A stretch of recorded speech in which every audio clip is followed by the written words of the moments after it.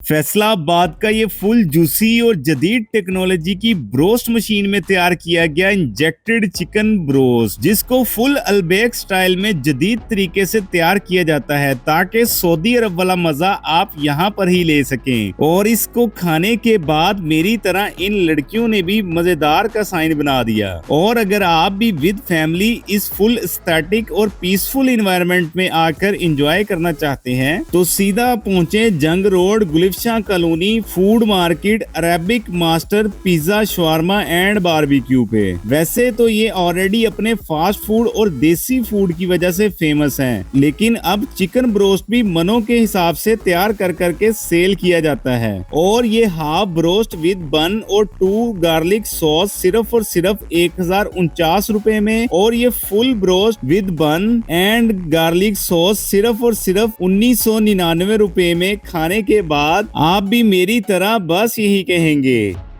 चस आ गई।